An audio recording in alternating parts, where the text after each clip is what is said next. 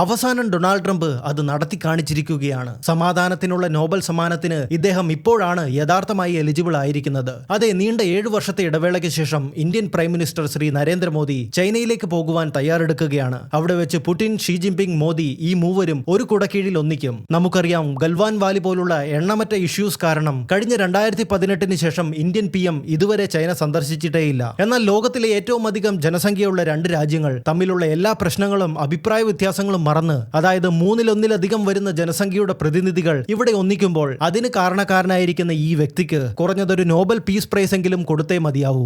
ഈ വരുന്ന ഓഗസ്റ്റ് 31 ചൈനയിലെ തിയാൻജിൻ സിറ്റിയിൽ വെച്ച് നടക്കുന്ന SCO ഷാങ്ഹായ് കോർപ്പറേഷൻ ഓർഗനൈസേഷന്റെ സമ്മിറ്റിൽ പങ്കെടുക്കുവാൻ വേണ്ടിയാണ് PM മോദി ചൈനയിലേക്ക് പോകുവാൻ പദ്ധതിയിടുന്നത്. ഇതിൽ പുടിൻ പങ്കെടുക്കുന്നതിനെ പറ്റിയും നമുക്ക് കാണാം. റഷ്യൻ ന്യൂസ് പേപ്പറായ മോസ്കോ ടൈംസും ഇതിനകം സാക്ഷ്യപ്പെടുത്തിയിട്ടുണ്ട്. ചൈനീസ് പ്രസിഡന്റ് ഷീ ജിൻപിങ്ങിന്റെ ആതിഥേയത്തിൽ വ്ളാഡിമിർ പുടിനും PM മോദിയും ഒരുമിച്ച് ഒരു വേദി പങ്കിടുമ്പോൾ ഈ നടക്കാൻ പോകുന്ന ഇത്ര വലിയ ഹൈ പ്രൊഫൈൽ സമ്മിറ്റിനെ പറ്റി വെസ്റ്റേൺ രാജ്യങ്ങൾ ഉടൻ തന്നെ കൂലങ്കഷമായ ചർച്ചകൾ ആരംഭിക്കും. ഒരുപക്ഷെ ട്രംപ് കലിച്ചു തുള്ളിയേക്കാം. ഇതുവരെ അമേരിക്ക ഒരിക്കലും എന്താണോ ആകരുത് എന്ന് ആഗ്രഹിച്ചത്, അതേസമയം പുടിൻ വളരെ നാളുകളായി ഇത്തരത്തിൽ രണ്ടറ്റവും കൂട്ടിമുട്ടിക്കുവാൻ പ്രയാസപ്പെട്ടുകൊണ്ടിരുന്നത്, അതെല്ലാം ഇപ്പോൾ യാഥാർത്ഥ്യമാകുവാൻ പോകുകയാണ്. കൈപ്പേറിയ പല പഴയ ഓർമ്മകളെയും മാറ്റിവെച്ചുകൊണ്ട് ഇന്ത്യയും ചൈനയും ഇനി കൈകോർക്കുവാൻ പോകുമ്പോൾ ജിയോ പൊളിറ്റിക്സിൽ ഇതെല്ലാം സർവ്വസാധാരണമായ ഒരു കാര്യമാണ് എന്ന് നമുക്ക് കാണാം. അതുകൊണ്ടാണ് പറയുന്നത്, ജിയോ പൊളിറ്റിക്സിൽ ആരും സ്ഥിരമായ ശത്രുക്കളല്ല, ആരും സ്ഥിരമായ സുഹൃത്തുക്കളുമല്ല.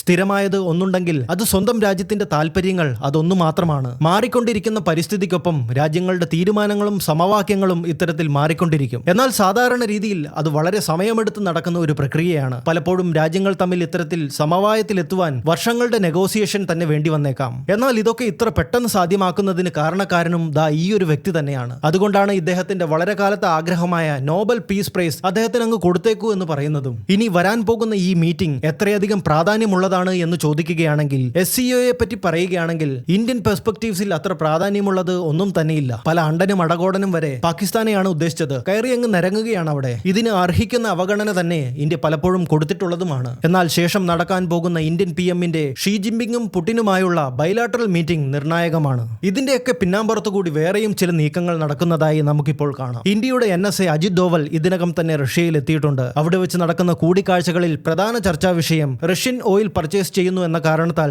ട്രംപ് ഇന്ത്യക്ക് മേൽ ഏർപ്പെടുത്താൻ പോകുന്ന എക്സ്ട്രാ താരിഫ് തന്നെയാണ്. കൂടാതെ മറ്റൊരു സുപ്രധാന വിഷയം എന്തെന്നാൽ പുടിനെ ഭാരതത്തിലേക്ക് കൊണ്ടുവരുന്നതിനുള്ള തയ്യാറെടുപ്പുകളാണ്. അതെ, വെസ്റ്റേൺ രാജ്യങ്ങൾ ഇപ്പോൾ എന്തൊക്കെ പറഞ്ഞാലും അടുത്ത് തന്നെ വ്ളാഡിമിർ പുടിൻ ഭാരതത്തിലേക്ക് വരും. ഒപ്പം ഇരു രാജ്യങ്ങളും തമ്മിൽ പല കരാറുകളിലും ധാരണയിലാകും. ഇതിന്റെ എല്ലാം മുന്നോടിയായാണ് അജിത് ഡോവൽ ഇപ്പോൾ റഷ്യയിലുള്ളത്. രണ്ടാമതായി ചൈനീസ് വിദേശകാര്യമന്ത്രി വാങ് യിയും PM മോദി ചൈനയിലേക്ക് പുറപ്പെടുന്നതിന് മുൻപേ തന്നെ ഇന്ത്യയിലെത്തും. ചൈനയിൽ ഷീ ജിൻപിങ്ങിന് തൊട്ട് താഴെയാണ് ഇദ്ദേഹത്തിന്റെ സ്ഥാനം. ബോർഡർ ഇഷ്യൂസ് ഉൾപ്പെടെയുള്ള പല കാര്യങ്ങളിലും ഇന്ത്യയുമായി ഇദ്ദേഹം ചർച്ചകൾ നടത്തും. ഇതെല്ലാം കൂടെ ഇങ്ങനെ കൂട്ടി വായിക്കുമ്പോൾ ഇവിടെ വലിയ എന്തിനോ ഉള്ള ചില തയ്യാറെടുപ്പുകൾ നടക്കുന്നുണ്ട് എന്ന് മനസ്സിലാക്കാൻ കഴിയും. ഇന്ന് തന്നെ ഇന്ത്യക്കൊപ്പം താരിഫ് ഏർപ്പെടുത്തിയ ഒരു ബ്രിക്സ് മെമ്പർ കൂടിയായ ബ്രസീലിന്റെ PM പരസ്യമായി പറഞ്ഞു കഴിഞ്ഞിരിക്കുകയാണ്, ഞങ്ങൾക്ക് എന്തെങ്കിലും ആവശ്യമുണ്ടെങ്കിൽ അത് ഇന്ത്യയോട് സംസാരിക്കും, അല്ലെങ്കിൽ ചൈനയോട് സംസാരിക്കും, അല്ലാതെ അമേരിക്കയോട് ഇനി സംസാരിക്കില്ല എന്ന്. എന്താണ് ഇവിടെ വരാൻ പോകുന്ന ബ്രിക്സ് സമ്മിറ്റിന് മുന്നോടിയായി പുതിയ ബ്രിക്സ് കറൻസിയുടെ ഡോളറൈസേഷന്റെ തയ്യാറെടുപ്പുകളും അണിയറയിൽ ഒരുങ്ങുന്നുണ്ടോ? ഇന്ത്യ ഒരിക്കലും ഡോളറൈസേഷനെ സപ്പോർട്ട് ചെയ്യുകയില്ല എന്ന് പറഞ്ഞിട്ടുണ്ട് എങ്കിലും നാഴികയ്ക്ക് 40 വട്ടം സ്ട്രാറ്റജിക് പാർട്ണർ എന്നും പറഞ്ഞു നടന്നിരുന്ന US ഭാരതത്തെ ഇപ്പോൾ കോർണർ ഔട്ട് ചെയ്ത് നമ്പർ 1 ടാർഗറ്റ് ആക്കി വെച്ചിരിക്കുന്ന ഈ അവസ്ഥയിൽ ഇന്ത്യക്ക് മേൽ 25% താരിഫും ബാക്കി 25% പെനാൽറ്റിയും കൂടി ഏർപ്പെടുത്തുകയാണെങ്കിൽ പിന്നീട് അവിടെ ബാക്കിയൊന്നും അവശേഷിക്കുന്നില്ല.